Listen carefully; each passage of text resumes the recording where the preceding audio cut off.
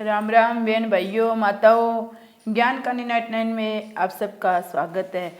आज मैं कार्तिक महात्म्य का विष्णु भगवान का 7वां अध्याय सुनाऊंगी। श्री कृष्ण भगवान की जय। श्री नारद जी बोले, हे राजन, अब कार्तिक मास का व्रत करने वाले के नियम सुनिए। मैं संक्षेप में कहता हूँ, जो व्यक्ति कार्तिक मास का व्रत करता हो वह सब तरह के आमिष, उर्द, मधु, राई, खटाई, थमदकारी वस्तुओं का भक्षण न करे। ये व्रत करने वाला दूसरे का अन्न न ग्रहण करे, किसी से विदेश न रखे, तीर्थ के अतिरिक्त विदेश न जाए। देवता, वेद, ब्राह्मण, गुरु, गऊ, वर्ती, नारी, राजा तथा गुरुजनों की निंदा न करे। कार्तिक मास का व्रत करने वाला दाल, तिल, तेल, पकवान करे, किया हुआ पका भोजन न ग्रहण करे। निध भावना, कुवाच्य का त्याग करे। किसी भी जीव का मांस, चुन्ना, जंबीरी, नींबू, मसूर, बासी और जूठे अन्न का परित्याग करे। बकरी, गाय तथा भैंस के दूध के अतिरिक्त किसी अन्य पशु का दूध आमिष समझे। ब्राह्मण द्वारा क्रय किए गए सभी रस, गुड़ आदि, सांबर, नमक आदि का परित्याग करे। तांबे के पात्र में रखा हुआ पंचगव्य, अत्यंत लघु गड्ढे का पानी केवल अपने लिए ही पकवान आमिष कहा जाता है। कार्तिक मास का व्रती सदा ब्रह्मचार्य से रहे, पृथ्वी पर शयन करे, दिन के चौथे पहर को केवल एक बार पत्तल में खावे। कार्तिक का व्रत नरक चतुर्दशी को तेल लगावे।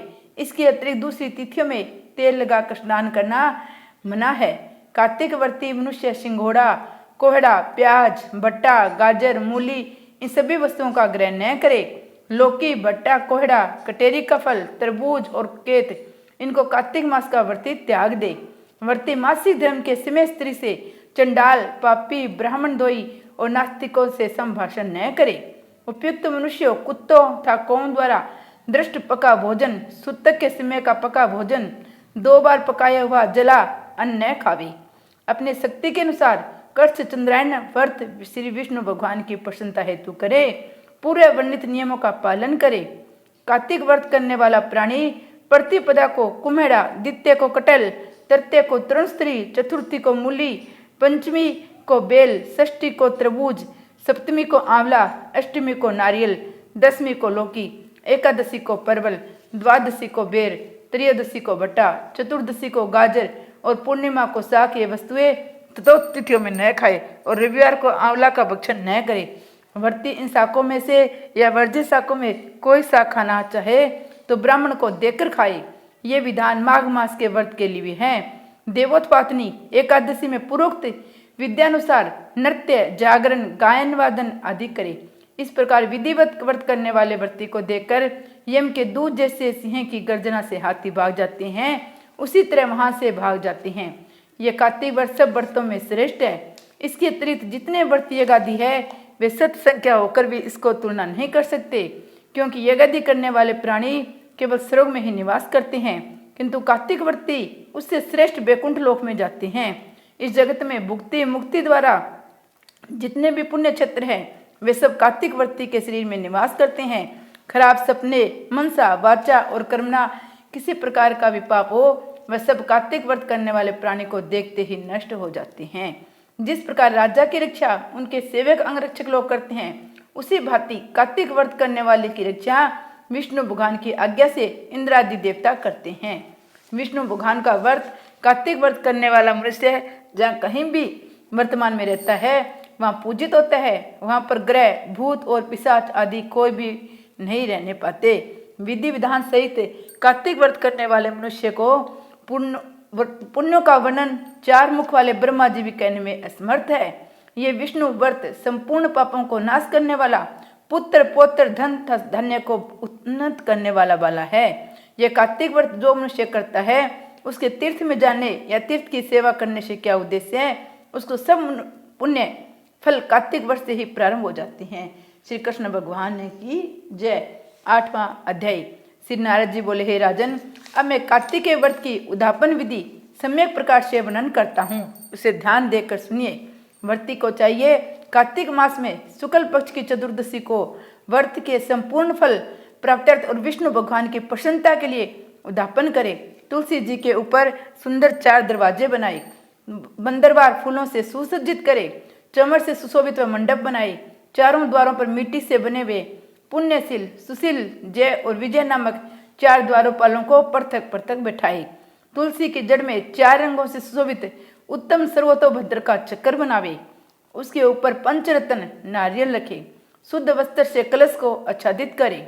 उस कलश के ऊपर शंख, चक्कर, गदा, पद्म और पीताम्बरधारी लक्ष्मी युक्त विष्णु भगवान का पूजन करे। कार्तिक मास का व्रती इंद्रादि लोकपालों का पूजन मंडप में करे। द्वादशी को विष्णु भगवान जागे थे। त्रयोदशी को देवताओं ने विष्णु भगवान का दर्शन किया था। चतुर्दशी तिथि को देवताओं ने उनका पूजन किया, इसलिए भगवान को उद्यापन पूजा चतुर्दशी तिथि को शांत मन से की जाती है। इस दिन संयम और शांत चित्त से व्रत भी करना चाहिए। अपने गुरु की आज्ञा अनुसार सुवर्ण की मूर्ति बनाकर षोडशोपचार विविध निवेदादिकों से भगवान का पूजन करें। विविध प्रकार के मांगलिक गायन, वाद और कीर्तन करके उस रात्रि में जागरण करें।